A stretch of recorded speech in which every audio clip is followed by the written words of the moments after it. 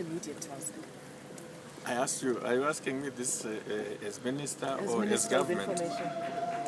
Well, you know, the Minister of Information, the primary responsibility is to articulate and defend government policy and our country. And therefore, the formulation of our policies as a government arising from our winning manifesto is obviously a primary task. Can you spell those issues out first? No, we should first meet. Cabinet is not met. I think what is fair for you to do now is to congratulate us. And then we can talk policy after we've met as cabinet. Today is swearing in. It's a joyous day. It's a confirmation of the resounding support from the people of Zimbabwe that ZANU-PF got. And this is the product of that emphatic mandate. And from today onwards, the people have the right to expect their elected government to deliver on its promises. That requires Cabinet to meet and deliberate on the priorities. Now, this is your second time as Minister of Information. Any lessons learned from your previous time, and what will you do differently this time around? Well, I think that public life is indeed a learning process, although the public itself expects delivery from public officials like myself. I think that the one thing I hope will be different from many years ago is that you and us will work together very well, harmoniously. I'm looking forward to working with you. I hope you are looking forward to working with me.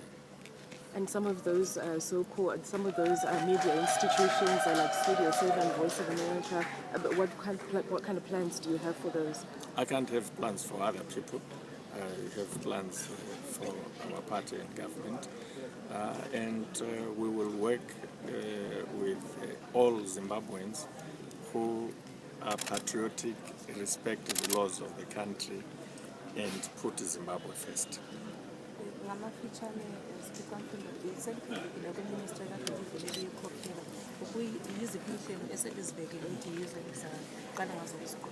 Asikabeki inhlelo comrade sizazibeka ngemva kokuhlangana engxenye sizahlangana ngevele ezayo bese siqalisa-ke ukusebenzela uZulu. And just briefly, Minister, how do you intend to work with the private media, considering widespread reports that it has been hostile to the government? Well, I'm not aware of the widespread reports, and I think that the media, all of it, is public. I'm not aware of any private media. If there is private media, then it is none of our business. We don't intend to involve ourselves with private affairs of anyone. But anybody who deals with public issues, reports on public matters, will be part of our engagement. And as I said, we intend to do so, putting Zimbabwe first. And I hope that this is the one thing we shall have in common with all media. All media now, under the new constitution, is covered. There is no media which is excluded. And that means we shall all have different roles, but one law. Yeah, with the benefit of hindsight, is there anything that we are going to do differently, given quite an acrimonious relationship that existed during your tenure as the Minister of Information between 2000 and 2005? Well, I'm not sure I subscribe to your suggestion that there was an acrimonious relationship. I think there was spirited engagement, and public affairs, by their very nature, generate some animation and occasionally some disagreement, and I have never seen that as acrimony. I've just seen it as either difference or just disposition for some among us to express their views or do their work in a more animated and sometimes aggressive manner. So journalists have nothing to fear? Except fear itself. That is recommended that some radio stations and media houses focusing from outside Zimbabwe. What is your reaction? Well, this is a recommendation which is not plucked from nowhere or the air. This is a recommendation coming out of the GPA, which is now behind us. It was a commitment of all the parties that those Zimbabweans who are working for pirate radio stations, and now we know there are also pirate television stations, should stop doing so.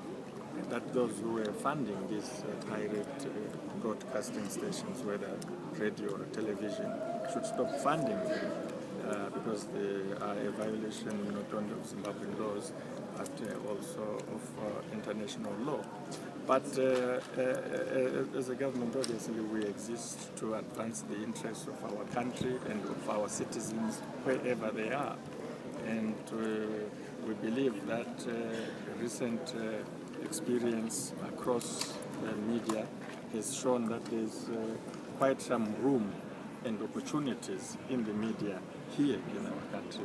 And we would like our citizens, whether here at home or in the diaspora, to exploit positively these opportunities in the media, and to do so here in Zimbabwe as opposed to elsewhere, unless obviously it is part of their professional growth. We do understand that there will be Zimbabweans who work for foreign media or even work in foreign countries. We have no problem with that. But we do have a problem with foreign countries that establish radio stations and or television stations that broadcast and beam into our country hostile propaganda, and worse, those that do so via or they relay their broadcast via our neighbors. And we were delighted that we and SADC have now a common position.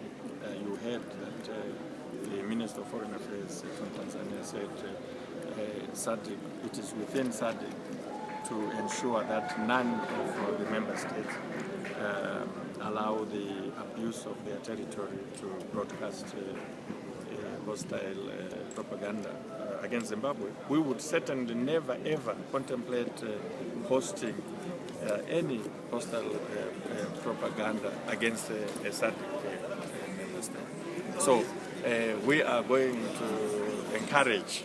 I think that, to be a proud Zimbabwean means that, yes, exercise your profession, but also take responsibility for your country, protect your country.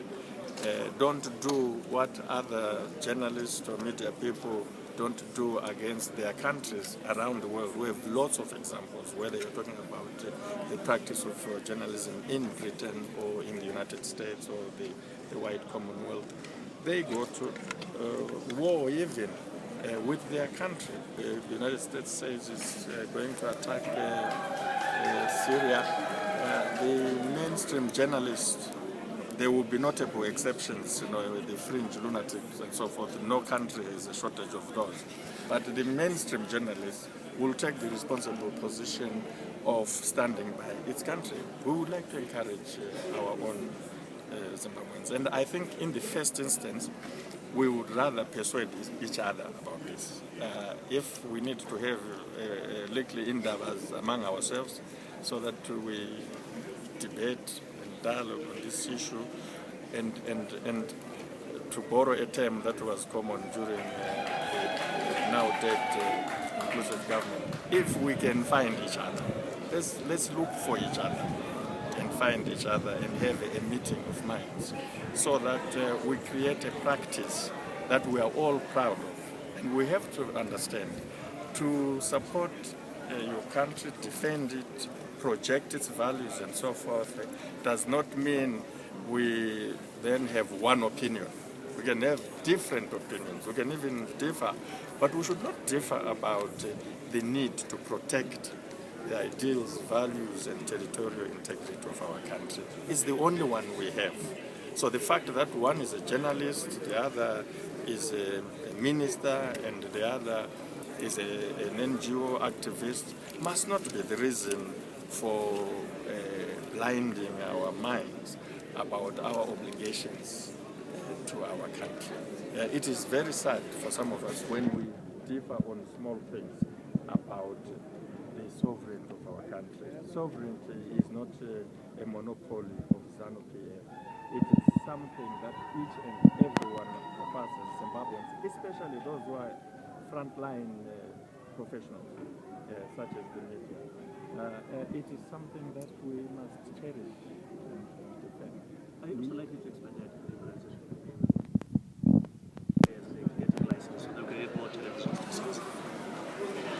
Well, I'm not sure that that is called liberalization, because I'm not sure what this word liberal means. I think a lot of people who wear this jacket of liberalization also camouflage very dangerous tendencies and so forth, which some of us might not want to be associated with.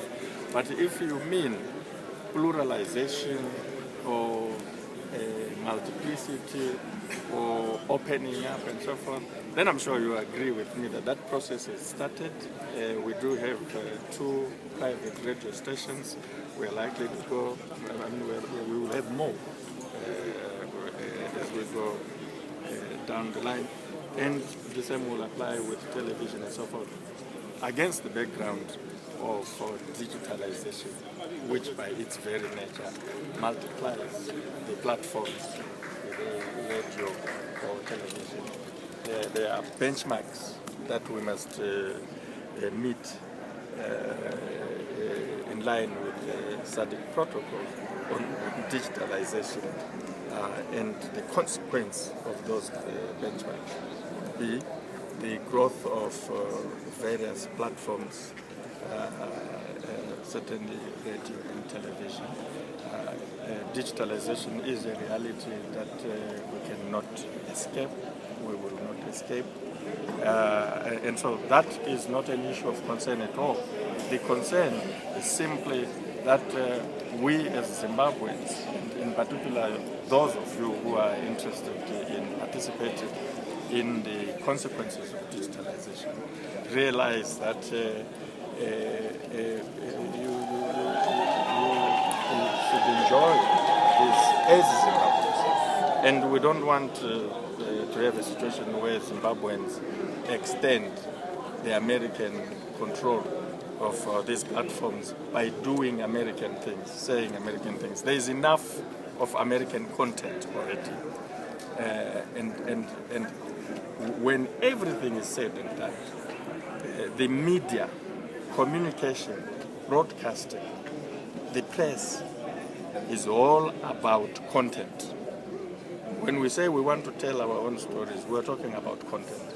So we want to see more and more serious, substantive, professional, objective content to tell our stories in ways that compete with other people in the world. I think we've had enough of American content, British content and so forth. The time to use the advances in technology, especially media,